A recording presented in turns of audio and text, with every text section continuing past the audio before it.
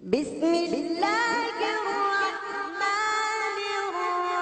الرحیم۔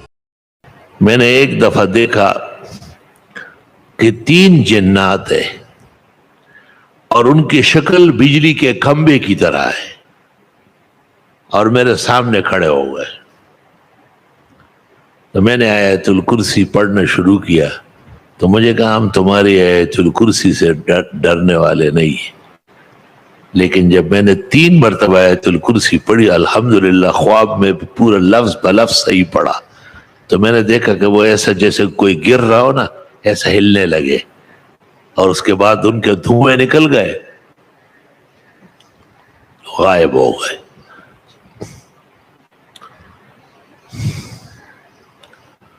سائد مورخ نے تاریخ القرآن و تاریخ العرب میں لکھا ہے کہ رسول اللہ صلی اللہ علیہ وسلم نے صحابہ کے مجمع میں کہا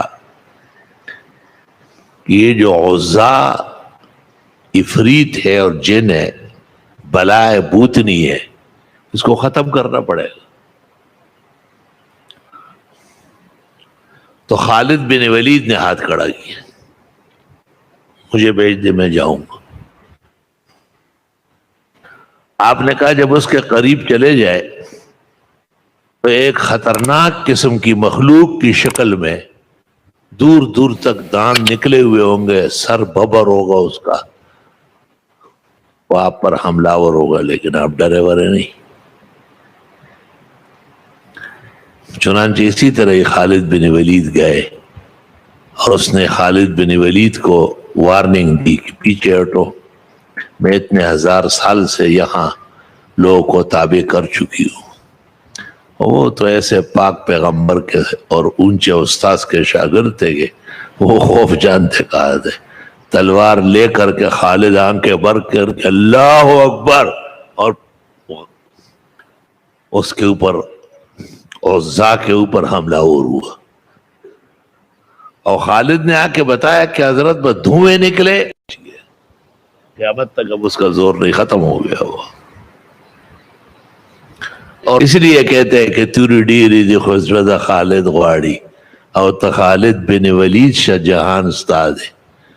علماء کہتے ہیں کہ آیت الکرسی سے انس اور جن دونوں پر ہیبت اور عظمت قائم ہو جائے گی، اور نفس میں بشریت میں جتنی خامیاں کوتاہیاں ہیں سب ختم ہو جائے گی۔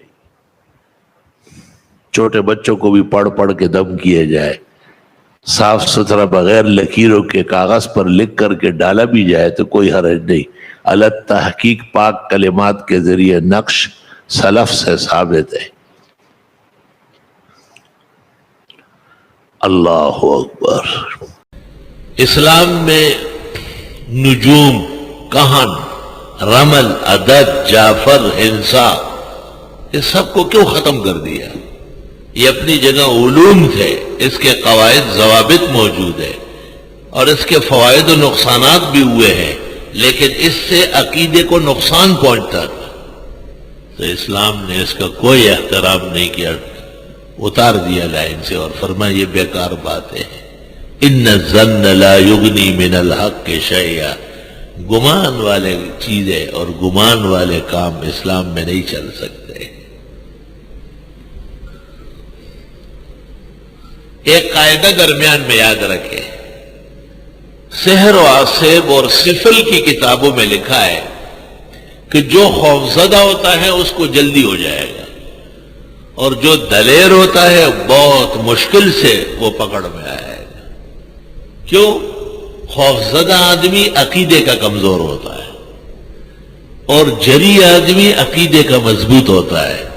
تو جادو اور سحر کے قواعد میں لکھا ہوا ہے کہ اس علم سے بزدل کو فائدہ ہو، نقصان جلدی پہنچ جائے گا، اور موحد اور متبع سنت دیر تک محفوظ رہے گا۔ اللہ تعالیٰ ہمیشہ محفوظ فرمائے۔ لا الہ الا اللہ۔ کبھی بھی کمزور نظریے کی حمایت نہ کرو۔ آپ کو لوگ کہیں گے یہ جی اثرات ہے، آپ نہیں پوچھتے کیسے پتہ چل گیا؟ بس کھانا کھا کے طبیعت مزمحل ہو جاتی ہے، بچوں میں اور گھر میں اختلافات ہے، کاروبار میں برکت نہیں ہے، تو آپ کا فرض نہیں بنتا کہ آپ ان سے پوچھیں کہ آپ نے برکت والا کوئی کام کیا ہے؟ کتنے سال سے کاروبار ہے؟ وہ کہے گا 10 سال سے، 20 سال سے۔ کہ یہ 20 سال میں آج تک کتنی گائے کٹوائی اللہ کے نام پر فقراء مساکین کے لیے؟ جب وہ کہے کہ ایک بھی نہیں، تو آپ کہے کہ یہ تو آپ نے خود شیاطین کو دعوت دی ہے، نحوست پیدا ہو رہی ہے۔ جب آدمی مال کمائے اور خرچ نہ کرے، نحوست ہے، بدبختی ہے۔ اور جب وہ یہ کہے کہ گھر میں خیر و برکت نہیں ہے، تو آپ کہے کہ گھر میں آپ نے کتنے دن، سال میں کتنی مرتبہ دسترخوان بچھا کے دوستوں کو، احباب کو بلا کے کیا میرے ساتھ آج کھانا کھا لیں۔ وہ ان باتوں کو سمجھے گا بھی نہیں، وہ بس یہ سمجھتا ہے کہ کسی نے ان کی قمیص ناپ لی۔ قمیص کا یہ قاعدہ ہے، صحیح صحت مند آدمی کا بھی جتنی دفعہ ناپیں گے اس میں فرق آئے گا،